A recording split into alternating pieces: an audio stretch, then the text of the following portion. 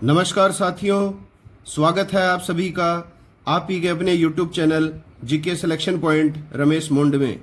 साथियों, भारतीय इतिहास के अंतर्गत अपना टॉपिक चल रहा है गुप्त साम्राज्य, और गुप्त साम्राज्य के भाग 5 के अंतर्गत आज अपन अध्ययन करेंगे गुप्तकालीन कला। और गुप्तकालीन कला के अंतर्गत वेरी इंपॉर्टेंट है साथियों हिंदू मंदिर स्थापत्य, इसके बारे में हम पढ़ेंगे। इसके अलावा हिंदू मंदिर स्थापत्य की जो 3 शैलियां हैं, नागर शैली, द्रविड़ शैली और बैसर शैली, इनके बारे में हम विस्तार से अध्ययन करेंगे। तो कुल मिला के इस वीडियो में हम गुप्तकालीन मंदिर कला के बारे में विस्तार से अध्ययन करेंगे। और आई बार परीक्षाओं में इस मंदिर स्थापत्य कला में से प्रश्न निश्चित रूप से पूछा जाता है। साथियों, अगर वीडियो पसंद आए तो इसे लाइक जरूर कीजिए, अधिक से अधिक अपने साथियों में इसे शेयर करें, और चैनल को सब्सक्राइब नहीं किया है तो सब्सक्राइब करें, बेल आइकन को दबाएं, ताकि मेरे द्वारा निरंतर आपके बीच जो वीडियोस प्रस्तुत की जा रही हैं उनके नोटिफिकेशन सबसे पहले आपको प्राप्त हो सकें। तो शुरू करते हैं आज की वीडियो साथियों। हिंदू मंदिर स्थापत्य। देखिए, हर पॉइंट आप समझते हुए चलिए, हर जानकारी मैं आपके बीच प्रस्तुत करूंगा। सभी जानकारियां अर्जित कीजिए, किसी भी हाल में आपका प्रश्न गलत नहीं होगा। देखिए साथियों, सबसे पहले प्रश्न आता है हिंदू मंदिर स्थापत्य के अवशेष कौन से युग से मिलना प्रारंभ होते हैं। तो गुप्त काल से या गुप्त युग से हिंदू मंदिर स्थापत्य के अवशेष मिलना प्रारंभ होते हैं। अगली बात है, प्राचीन भारतीय जो साहित्य लिखा गया, उन साहित्यिक ग्रंथों में मंदिर के लिए 4 शब्दों का प्रयोग किया गया है। देखिए कौन कौन से हैं मंदिर के नाम जो साहित्य ग्रंथों में मिलते हैं। देवालय, देवकुल, देवग्रह और देवायतन, ये 4 आप शब्द जो है वो ध्यान में रखिए, जो प्राचीन साहित्य में मंदिरों के लिए प्रयोग में लिए गए हैं। अब देखिए साथियों, प्रारंभिक कला, साहित्य व गुहा लेख। गुहा लेख मतलब गुफाओं में जो लेख अंकित हैं। गुहा लेखों में मंदिर को प्रासाद कहा गया है। तो कला, साहित्य और गुहा लेखों में मंदिर के लिए एक शब्द का प्रयोग किया गया है, वो कौन सा शब्द है? प्रासाद। अगली बात है साथियों, मंदिर शब्द का सर्वप्रथम प्रयोग हुआ। तो मंदिर शब्द का सबसे पहले प्रयोग हुआ था 7वीं शताब्दी में। मानसार नामक कला ग्रंथ में मंदिर शब्द का सबसे पहले प्रयोग हुआ था। तो किस कला ग्रंथ में मंदिर शब्द का सबसे पहले प्रयोग हुआ? मानसार ग्रंथ में। अगला जो शब्द है साथियों वो है शिखर। देखिए शिखर क्या होता है? यह मंदिर का अविभाज्य अंग होता है। उत्तर भारत के मंदिरों में आमलक युक्त रेखा शिखर पाए जाते हैं, तथा दक्षिणी भारत के मंदिरों में कूट युक्त पिरामिड आकार के शिखर मिलते हैं। तो देखिए साथियों, इसमें प्रश्न आता है कि उत्तर भारत के मंदिरों का जो शिखर होता है वो क्या कहलाता है? तो उत्तर भारत के मंदिरों के शिखर के लिए कौन सा शब्द प्रयोग में लिया जाता है? आमलक युक्त रेखा शिखर। और दक्षिणी भारत के मंदिरों में जो शिखर हैं उनके लिए क्या शब्द प्रयोग में लिया जाता है? कूट युक्त पिरामिड आकार के शिखर। तो आमलक युक्त रेखा शिखर तो हो गए उत्तर भारत के मंदिरों में शिखर, और दक्षिणी भारत में मंदिरों के शिखर के लिए कूट युक्त पिरामिड आकार के शिखर जो हैं वो शब्द प्रयोग में लिया जाता है। अब देखिए साथियों, अगला है मंदिर स्थापत्य के प्रमुख अंग। तो मंदिर स्थापत्य के प्रमुख अंग होते हैं 5। ये भी आपको सुमेलित करने वाला प्रश्न बनता है। एक तरफ आपको मंदिर स्थापत्य के अंगों के नाम दे दी जाते हैं, और इन अंगों से क्या तात्पर्य है वो आगे की तरफ आपको दिया जाता है। तो देखिए 5 अंगों के बारे में हम पढ़ेंगे। सबसे पहले है गर्भगृह। गर्भगृह क्या होता है? मंदिर का वह भाग जिसमें देव मूर्ति स्थापित की जाती है। गर्भगृह प्राय वर्गाकार होते हैं। अब देखिए साथियों, इसमें 2 तरह की बातें आपको ध्यान में रखनी है। पहला तो मंदिर का वह भाग जिसमें देवता की मूर्ति स्थापित की जाती है उसको क्या बोलते हैं? गर्भगृह बोलते हैं। और दूसरा प्रश्न आता है आकृति के बारे में। गर्भगृह किस आकृति के होते हैं? तो ये होते हैं वर्गाकार। अगली शब्दावली है मंडप। मंडप क्या होता है? गर्भगृह के सामने स्तंभों पर आधारित जो बरामदा होता है उस बरामदे को क्या बोला जाता है? मंडप बोला जाता है। तीसरा अंग होता है अर्ध मंडप। मंडप के सामने आयताकार बरामदा, ये आप ध्यान में रखिए, मंडप के सामने जो आयताकार बरामदा होता है उसको कहा जाता है अर्ध मंडप। अगला है अंतराल। गर्भगृह जिसमें देवता की मूर्ति स्थापित की जाती है और मंडप जो गर्भगृह के सामने स्तंभों पर आधारित बरामदा होता है, उस गर्भगृह और मंडप को जोड़ने वाला जो भाग होता है या जो गैलरी होती है साथियों, उससे बोला जाता है अंतराल। तो आप मंदिर में सभी गए हुए हैं, सभी अच्छी तरह से इस पूरी रूपरेखा से परिचित हैं। शब्द अगर नहीं जानते हैं तो आप ध्यान में रख लीजिए, गर्भगृह व मंदिर को जोड़ने वाला भाग क्या कहलाता है? अंतराल कहलाता है। और अगला अंग है प्रदक्षिणा पथ। प्रदक्षिणा पथ क्या होता है? गर्भगृह के चारों ओर परिक्रमा के लिए जो गैलरी नुमा जो बरामदा होता है, जिसमें हम परिक्रमा लगाते हैं गैलरी नुमा बरामदे में, उस गैलरी नुमा बरामदे को क्या कहा जाता है? प्रदक्षिणा पथ कहा जाता है। तो मंदिर स्थापत्य के पांचों अंग आपको अच्छी तरह ध्यान में होने चाहिए। अगला है गुप्त काल के प्रारंभिक मंदिरों की छतें सपाट होती थी, अर्थात शिखर विहीन होती थी।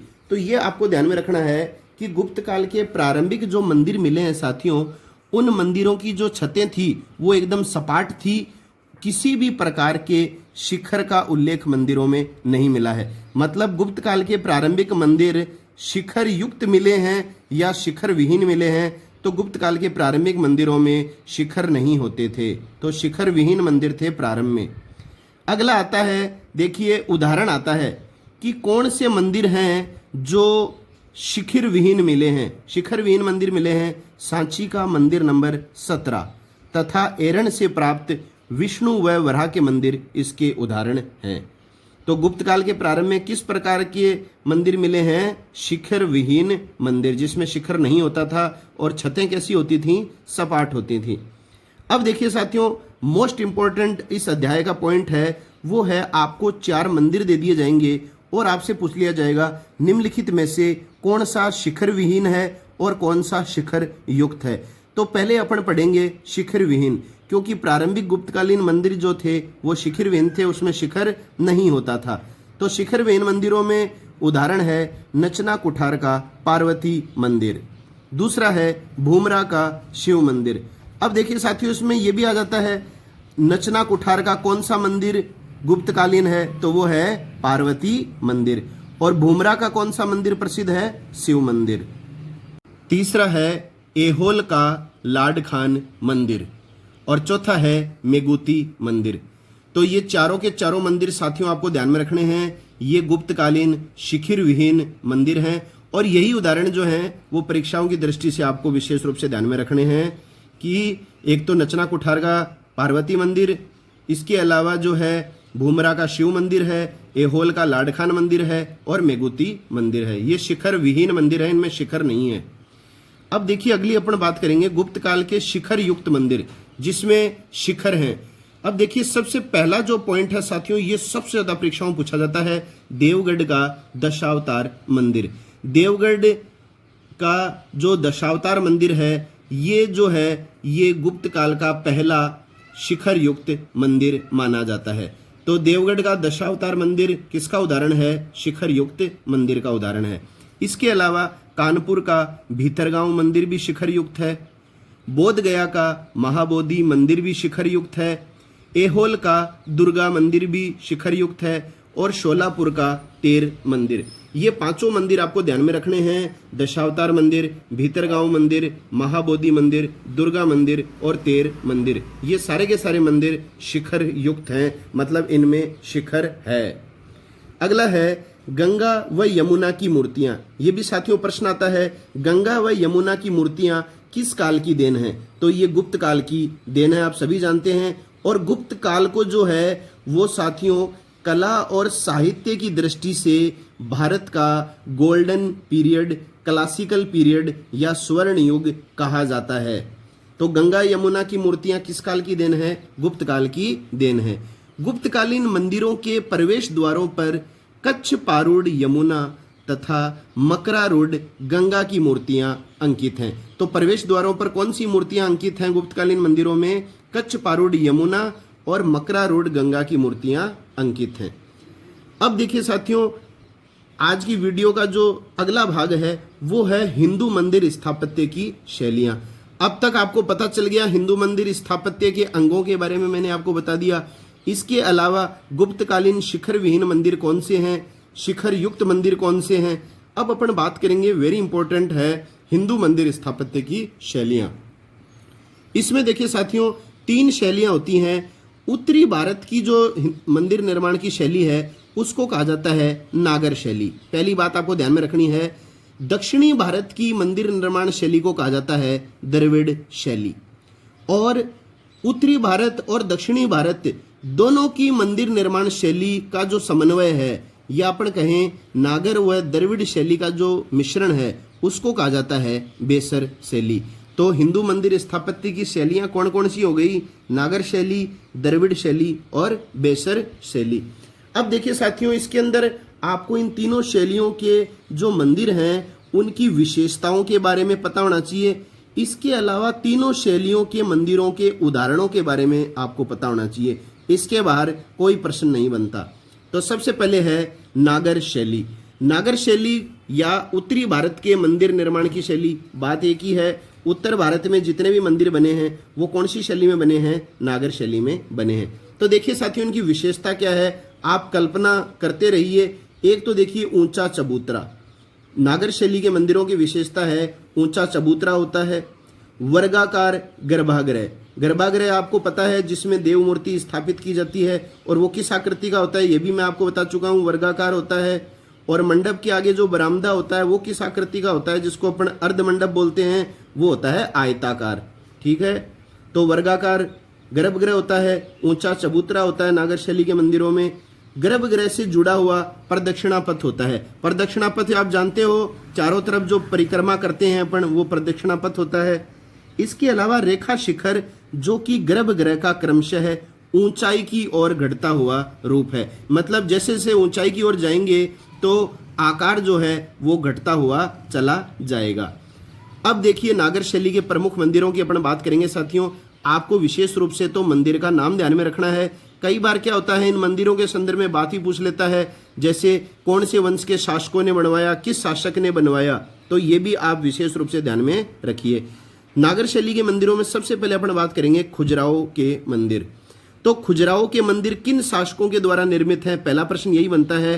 तो चंदेल शासकों के द्वारा ये मंदिर बनवाए गए थे, खुजराहो मंदिर। और इन मंदिरों में धंग चंदेल के द्वारा निर्मित कंदरिया महादेव का मंदिर सबसे प्रसिद्ध है। तो ये प्रश्न आता है, खुजराहो के मंदिर किन शासकों की देन है? तो चंदेल शासकों की देन है। और खुजराहो के मंदिर में कौन सा मंदिर सबसे ज्यादा प्रसिद्ध है, फेमस है? तो वो है धंग चंदेल के द्वारा बनाया गया था कंदरिया महादेव का मंदिर। अगला है नागर शैली का उदाहरण जगन्नाथ मंदिर। तो पहला हमने जो है वो खुजराहो मंदिर पढ़ा था और अब दूसरा अपन पढ़ रहे हैं जगन्नाथ मंदिर। तो साथियों पहला प्रश्न तो यही बनता है कि जगन्नाथ मंदिर कहाँ है? तो ये है पुरी स्थान पर, उड़ीसा में। और जगन्नाथ मंदिर जो पुरी उड़ीसा में है, इसके निर्माणकर्ता कौन थे? अनंत वर्मा चोडगंग। ये देखिए साथियों, हर पॉइंट आपको ध्यान में रखना है। कोई सा भी प्रश्न जो है आपकी परीक्षा में पूछा जा सकता है। तो जगन्नाथ मंदिर कहाँ स्थित है? पूरी उड़ीसा में है। और इसका निर्माण किसने करवाया था? अनंत वर्मा चोडगंग ने। अगला है कोणार्क का सूर्य मंदिर। तो सूर्य मंदिर कहाँ का प्रसिद्ध है? कोणार्क का है, यह भी उड़ीसा में है। और इसके निर्माण करता है गंग शासक नरसिंह देव प्रथम। आई बार परीक्षाओं में आता है कोणार्क के सूर्य मंदिर का निर्माण किन शासकों ने करवाया था? तो गंग शासकों ने करवाया था और नाम था नरसिंह देव प्रथम। अगला है नागर शैली का उदाहरण भुवनेश्वर का लिंगराज मंदिर। ये आप विशेष रूप से ध्यान में रखिए साथियों। अगर आपको चारों के चारों मंदिर अगर आपको नागर शैली के मंदिर दे देगा तो प्रश्न आएगा नागर शैली का सर्वश्रेष्ठ या सर्वोत्तम मंदिर कौन सा है? तो नागर शैली का सर्वोत्तम मंदिर कौन सा है? लिंगराज मंदिर। और निश्चित सी बात है, इधर आपको मंदिर दे देगा और लिंगराज मंदिर, तो आप लिंगराज मंदिर को किससे सुमेलित करेंगे? भुवनेश्वर उड़ीसा से। अगला नागर शैली के मंदिर का उदाहरण है दिलवाड़ा के जैन मंदिर जो राजस्थान में है, सिरोही में। अगला है मोडेरा का सूर्य मंदिर, ये भी नागर शैली के मंदिर का उदाहरण है। इसके अलावा रीवा का बैजनाथ महादेव का मंदिर। तो तो रीवा का बैजनाथ महादेव का मंदिर। ये 7 मंदिर जो हैं साथियों, ये आप अच्छी तरह से कंठस्थ कर लीजिए, दिमाग में बैठा लीजिए। नागर शैली के मंदिर का उदाहरण आएगा तो इन मंदिरों में से आपको ही पूछा जाएगा। अब देखिए साथियों, एक जो मंदिर है वो अपवाद है। उत्तरी भारत में ग्वालियर में तेली मंदिर द्रविड़ शैली में बना है। अब देखिए साथियों, हमने क्या पढ़ा, उत्तर भारत में जितने भी मंदिर हैं वो किस शैली में बने हुए हैं, तो वो नागर शैली में बने हुए हैं। दक्षिणी भारत के मंदिर कौन सी शैली में बने हुए हैं, द्रविड़ शैली में बने हुए हैं। तो उत्तर भारत में ग्वालियर मध्य प्रदेश में एक मंदिर है तेली मंदिर, जो किस शैली में बना हुआ है, द्रविड़ शैली में बना हुआ है। इसका निर्माण किसी तेलंगानी ब्राह्मण ने ग्वालियर यात्रा के दौरान करवाया था। और तेली मंदिर का जो शिखर है वो किस शैली का है, द्रविड़ शैली का है। तो जैसे आ जाए नागर शैली का वह मंदिर जिसका शिखर द्रविड़ शैली का है, तो वो है तेली मंदिर। अगला है दूसरा द्रविड़ शैली। तो नागर शैली हम पढ़ चुके हैं, अगला पढ़ेंगे द्रविड़ शैली। यह दक्षिणी भारत में प्रचलित थी। यह शैली बहुकोणीय थी। ये इसकी एक विशेषता हो गई। बहुकोणीय मंदिर स्थापत्य की शैली कौन सी बताएंगे आप, तो वो है द्रविड़ शैली। इसमें शिखर आमतौर पर अष्टकोणीय होता था। तो शिखर जो होता था वो क्या होता था, अष्टकोणीय होता था, मतलब बहुकोणीय हो गया अष्टकोणीय। और इस शैली के मंदिरों की विशेषताएं क्या हैं, देखिए। ये मंदिर विशाल प्रांगण के मध्य बनाए गए हैं। बहुत बड़ा खुला प्रांगण होता है और उस प्रांगण के मध्य में जो है वो मंदिर बनाया जाता है। तो किसका उदाहरण हो गया ये विशाल प्रांगण के मध्य बनाए जाने वाले मंदिर, किस शैली के उदाहरण हैं, तो द्रविड़ शैली आ जाएगा। दूसरा है, इसमें वर्गाकार गर्भगृह व चारों ओर से ढका हुआ क्या होता है, प्रदक्षिणा पथ होता है। एक देखिए पिरामिडाकार शिखर, ये आपको परीक्षाओं में ज्यादातर पूछा जाता है। कौन से मंदिरों की स्थापत्य विशेषता पिरामिड आकार के शिखर होते हैं, तो वो है द्रविड़ शैली। इसके अलावा द्रविड़ शैली के मंदिरों के जो प्रवेश द्वार होते हैं उनको कहा जाता है भव्य गोपुरम। तो इसका तात्पर्य भी पूछा जाता है, भव्य गोपुरम का तात्पर्य क्या होता है, तो वो होता है प्रवेश द्वार। या प्रश्न आता है साथियों, कौन से मंदिर शैली की विशेषता है भव्य गोपुरम या भव्य प्रवेश द्वार, तो द्रविड़ शैली की। अब देखिए साथियों, द्रविड़ शैली के विकास में दक्षिण के 4 राजवंशों ने योगदान दिया। मतलब द्रविड़ शैली के जो मंदिर बनाए गए हैं उन मंदिरों के विकास में दक्षिणी भारत के कितने राजवंशों का योगदान रहा है, 4 राजवंशों का। कौन कौन से राजवंश हैं ये आपको ध्यान में रखना है। इनका कालक्रम निर्धारित जो है आप न भी याद करें तो कोई विशेष बात नहीं है। पल्लव वंश या पल्लव काल का योगदान रहा है द्रविड़ शैली के मंदिरों के निर्माण में। राष्ट्रकूट वंश का योगदान रहा है, चोल वंश का योगदान रहा है, पांड्य वंश का योगदान रहा है। जैसे देखिए साथियों, इसमें दे देगा पल्लव वंश, राष्ट्रकूट वंश, एक दे देगा चंदेल वंश और एक दे देगा चोल वंश। और आपसे पूछ लेगा द्रविड़ शैली के मंदिरों के निर्माण में किस वंश के शासकों का योगदान नहीं रहा है, तो बताइए कौन सा है, तो उत्तर आ जाएगा चंदेल वंश। क्योंकि चंदेल वंश के शासकों ने तो जो कौन से मंदिर बनवाए थे, तो खजुराहो के मंदिरों का निर्माण करवाया था। तो पल्लव, राष्ट्रकूट, चोल और पांड्या ये 4 राजवंश थे जिन्होंने दक्षिणी भारत में द्रविड़ शैली को विकसित किया। अब देखिए साथियों, पल्लव वंश की प्रमुख विशेषता, पल्लव वंश के द्वारा जो मंदिर बनवाए गए इनकी प्रमुख विशेषता थी मंडप। इंपॉर्टेंट है, मंडप कौन से शासकों द्वारा निर्मित मंदिरों की विशेषता रही है, तो पल्लव वंश की। इसी तरह से आता है शिखर या विमान। शिखर कौन से शासकों के द्वारा निर्मित मंदिरों की विशेषता रही है, तो चोल शासकों के द्वारा निर्मित मंदिरों की। इसी तरह से प्रश्न आता है गोपुरम, जिसको अपन बोलते हैं प्रवेश द्वार। गोपुरम आ जाए या प्रवेश द्वार आ जाए, ये कौन से राजवंश के द्वारा निर्मित किए गए मंदिरों की विशेषता है मंदिर की, तो वो है पांड्य वंश के शासकों के द्वारा मंदिर की विशेषता क्या है प्रमुख, गोपुरम या प्रवेश द्वार। अब देखिए साथियों, गर्भगृह जो होता है उसको द्रविड़ शैली में कहा जाता है देबुल। ध्यान में रखिएगा अच्छी तरह से, ये प्रश्न आया हुआ है देबुल क्या है, तो देबुल है द्रविड़ शैली में निर्मित मंदिरों का गर्भगृह, इस नाम से जाना जाता है देबुल। इसके अलावा सभा मंडप को जो है वो क्या कहा जाता है द्रविड़ शैली में, जगमोहन के नाम से जाना जाता है। अब देखिए साथियों, द्रविड़ शैली के कौन कौन से मंदिर हैं, तो मंदिरों के आपको नाम ध्यान में रखने हैं और कौन से वंश के कौन से शासक ने इन मंदिरों का निर्माण करवाया। तो देखिए साथियों, हम क्रम से जो मंदिरों की बात करेंगे तो वो राजवंश के हिसाब से ही कर रहे हैं ताकि आपको याद करने में आसानी हो। तो पहली बात देखिए, पल्लव वंश के द्वारा प्रारंभ द्रविड़ स्थापत्य मंदिर कला चोल काल में चरम उत्कर्ष पर पहुंची। तो जैसे प्रश्न आ जाए, किस राजवंश के काल में दक्षिणी भारत में द्रविड़ स्थापत्य मंदिर कला का प्रारंभ हुआ, तो वो प्रारंभ हुआ था पल्लव वंश के काल में। और द्रविड़ शैली मंदिर निर्माण जो है वो चरम उत्कर्ष पर, अपने चरम उत्कर्ष पर किस राजवंश के काल में पहुंची, तो आप बताएंगे चोल वंश या चोल काल में।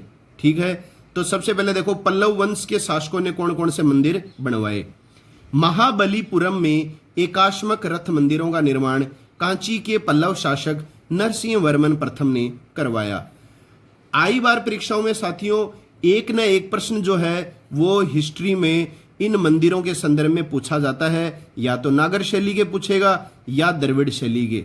ये इंपॉर्टेंट है और ज्यादातर जो है प्रश्न वो द्रविड़ शैली के मंदिरों के बारे में ही परीक्षाओं में पूछे जाते हैं, क्योंकि शासकों के नाम जो हैं वो एक जैसे ही होते हैं, कोई प्रथम होता है, कोई द्वितीय होता है, कोई तृतीय होता है, तो आप कंफ्यूज मत होइए।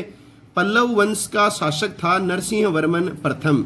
इसने मंदिर बनवाया था महाबलीपुरम में एकाश्मक रथ मंदिर। एकाश्मक रथ मंदिर महाबलीपुरम का निर्माण किसने किया था? कांची के पल्लव शासक नरसिंह वर्मन प्रथम ने। और पल्लव वंश कहाँ का प्रसिद्ध वंश रहा है, तो ये भी आपके पता सामने आ गया है, कांची के थे ये पल्लव। अगला है कांची के कैलाशनाथ मंदिर व महाबलीपुरम के शोर मंदिर का निर्माण नरसिंह वर्मन द्वितीय, जिसे राज सिंह के नाम से भी जाना जाता है, ने करवाया। अब देखिए साथियों, एकाश्मक रथ मंदिर का निर्माण तो करवाया था नरसिंह वर्मन प्रथम ने, और कांची में कैलाशनाथ मंदिर और महाबलीपुरम के शोर मंदिर का अजय, महाबलीपुरम में एकाश्मक मंदिर पूछे तो नरसिंह वर्मन प्रथम ने करवाया, और महाबलीपुरम के शोर मंदिर का निर्माण अगर आपसे पूछ ले तो उत्तर आ जाएगा नरसिंह वर्मन द्वितीय। कांची में मुक्तेश्वर मंदिर तथा बैंकुट पेरुमल मंदिर का निर्माण, तो मुक्तेश्वर मंदिर और बैंकुट पेरुमल मंदिर इन दोनों का निर्माण करवाया था पल्लव वंशीय शासक नंदी वर्मन द्वितीय ने। तो ये आप तीनों के तीनों ध्यान में रखिए। और पल्लव वंश के मंदिरों की विशेषता है चौकोर गर्भगृह। किस तरह के गर्भगृह हैं? चौकोर। इसके अलावा पल्लव वंश के मंदिरों की प्रमुख विशेषता है मंडप, जो मैं आपको बता चुका हूं। अगला राजवंश था इसमें पल्लवों के बाद राष्ट्रकूट। राष्ट्रकूटों के बारे में देखिए साथियों, को क्या ध्यान में रखना है, एलोरा में प्रसिद्ध है कैलाश मंदिर। तो कांची का कैलाशनाथ मंदिर है, याद रखिए कांची में जो नरसिंह वर्मन द्वितीय ने मंदिर बनवाया था वो था कैलाशनाथ मंदिर। ये है कैलाश मंदिर। कैलाश मंदिर कहाँ स्थित है? एलोरा में है। और इसका निर्माण करवाया था राष्ट्रकूट शासक कृष्ण प्रथम ने। और साथियों देखिए एक प्रश्न आता है, एलिफेंटा की त्रिमूर्ति कौन से वंश के शासकों की देन है? तो ध्यान में रखना, एलिफेंटा की त्रिमूर्ति राष्ट्रकूट वंश के शासकों की देन है। अब देखिए इसके बाद में जो है वो अपन बात करेंगे चोल वंश के शासकों के द्वारा निर्मित मंदिरों की। तो देखिए सबसे पहले है चोलेश्वर मंदिर। चोल वंश के नाम से ही है इसका नाम चोलेश्वर मंदिर। चोलेश्वर मंदिर का निर्माण करवाया था साथियों विजयालय ने। किस चोल वंशीय शासक ने करवाया था? विजयालय ने करवाया था, नरतमल्ले स्थान पर करवाया। तो चोलेश्वर मंदिर का निर्माण विजयालय ने करवाया था और किस स्थान पर कराया था? नरतमल्ले स्थान पर करवाया था। अब अगला जो मंदिर है वो है बृहदेश्वर मंदिर। वेरी वेरी इंपॉर्टेंट है साथियों। प्रश्न आता है दक्षिणी भारत का या द्रविड़ शैली का सबसे बड़ा मंदिर है, तो द्रविड़ शैली का सबसे बड़ा मंदिर कौन सा है? वो है बृहदेश्वर मंदिर। और द्रविड़ कला का सर्वश्रेष्ठ उदाहरण है, जैसे हमने वहां पढ़ा था भुवनेश्वर का लिंगराज मंदिर जो नागर शैली का सर्वश्रेष्ठ मंदिर है, वैसे ही द्रविड़ शैली का सर्वश्रेष्ठ मंदिर कौन सा बताएंगे आप? बृहदेश्वर मंदिर। इसका निर्माण करता था चोल वंशीय शासक राजराज प्रथम। और कहां पर है ये? तंजौर। तो तंजौर का जो है चोल वंश प्रसिद्ध है, जैसे कांची का पल्लव वंश है उसी तरह। अगला मंदिर है त्रिभुवनेश्वर मंदिर। त्रिभुवनेश्वर मंदिर भी चोल वंशीय मंदिर है। इसके निर्माण करता थे चोल वंशीय शासक कुलुतोग तृतीय। और ये कहां पर स्थित है? तंजौर के समीप त्रिभुवन स्थान पर। अगला है ऐरावतेश्वर मंदिर। निर्माण करता है इसके राजराज द्वितीय। और कहां पर है ये ऐरावतेश्वर मंदिर? ये है तंजौर के समीप धारासुरम स्थान पर। अगला है कुमरेश्वर मंदिर। कुमरेश्वर मंदिर जो है इसका निर्माण करता थे चोल शासक कोलुतुंग तृतीय। वही कोलुतुंग तृतीय ने जिन्होंने त्रिभुवनेश्वर मंदिर बनवाया था, उसी के द्वारा बनवाया गया था कुमरेश्वर मंदिर भी। ये भी त्रिभुवन स्थान पर ही है। अगला है कोरंगनाथ मंदिर। कोरंगनाथ मंदिर का निर्माण करवाया था साथियों चोल वंशीय शासक परांतक प्रथम ने। और ये कहाँ करवाया गया था? त्रिचनापल्ली के समीप श्रीनिवासन लल्लूर में। तो ये स्थान भी देखिए साथियों इतना महत्वपूर्ण नहीं है।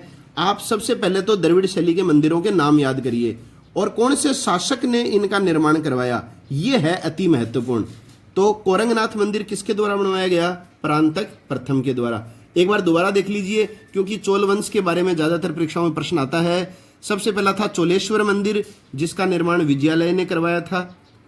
दक्षिणी भारत या द्रविड़ शैली का सर्वश्रेष्ठ मंदिर हो गया वृद्धेश्वर मंदिर, इसका निर्माण करता था राजराज प्रथम।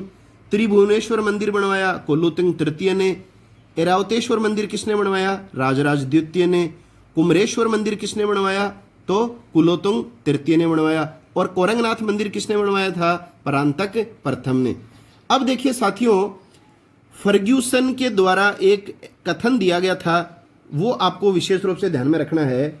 फर्ग्यूसन ने क्या कहा? चोल शासकों ने, कलाकारों ने देवताओं दानवों की भांति इसका निर्माण करवाया।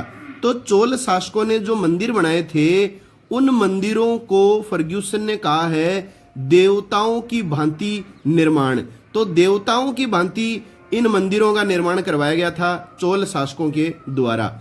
एक प्रश्न आता है साथियों, नटराज की अत्यधिक प्रसिद्ध कांस्य मूर्ति किन शासकों की देन है?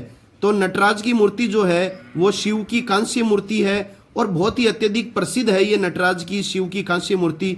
ये भी चोल शासकों की ही देन मानी जाती है। जैसे एलिफेंटा की त्रिमूर्ति कौन से वंश की देन है? राष्ट्रकूट वंश की। और अगला है लास्ट पांड्य वंश। तो पांड्य वंश के द्वारा बनाए गए मंदिरों में आप ध्यान में रखिए तिरुमलाई मंदिर, चिदम्बरम मंदिर और कुंभकोणम मंदिर। ये तीन मंदिर आपको ध्यान में रखने हैं, तिरुमलई, चिदम्बरम और कुंभकोणम। ये बनाए गए थे पांडव शासकों के द्वारा। अगला है बेसर शैली। बेसर शैली है द्रविड़ शैली और नागर शैली का मिश्रण। बेसर शैली की संरचना जो साथियों है वो है नागर शैली में और बेसर शैली का अलंकरण जो है वो है द्रविड़ शैली में। तो इसमें दो प्रश्न बनते हैं कि बेसर शैली की संरचना कौन सी मंदिर निर्माण शैली में है? तो नागर शैली में है। और बेसर शैली के मंदिरों का जो अलंकरण है वो कौन से मंदिर निर्माण शैली का है? तो द्रविड़ शैली का है। अगला है चालुक्य तथा होयसल शासकों ने बेसर शैली को प्रोत्साहन दिया। तो कौन से वंश के शासकों ने बेसर शैली को प्रोत्साहन दिया? चालुक्य वंश के शासकों ने और होयसल शासकों ने। होयसल शासकों की राजधानी आप जानते हैं, नहीं जानते हैं तो इंपॉर्टेंट है ये, द्वार समुद्र थी। होयसल शासकों की राजधानी द्वार समुद्र थी और इसका आधुनिक नाम जो है वो है हलेबीड। और ये जो हलेबीड स्थान है ये है कर्नाटक में। हलेबीड का विष्णुवर्धन के काल में निर्मित होयसलेश्वर मंदिर बेसर शैली का श्रेष्ठ मंदिर है। होयसलेश्वर जो मंदिर है साथियों, ये आपको ध्यान में रखना है, ये बेसर शैली का सर्वश्रेष्ठ मंदिर है। तो साथियों ये है आज अपनी वीडियो जिसमें हमने गुप्तकालीन मंदिर स्थापत्य और मंदिर स्थापत्य शैलियों के बारे में विस्तृत अध्ययन किया है। अगर आपको वीडियो पसंद आई है तो इसे अवश्य लाइक करें, अधिक से अधिक साथियों में शेयर करें और चैनल को सब्सक्राइब करें। साथियों मेरी वीडियो आपको प्रत्येक बुधवार तथा शनिवार को प्रातः 9 बजे उपलब्ध करवा दी जाएगी। तो मिलते हैं नए वीडियो के साथ, तब तक के लिए जय हिंद, जय भारत।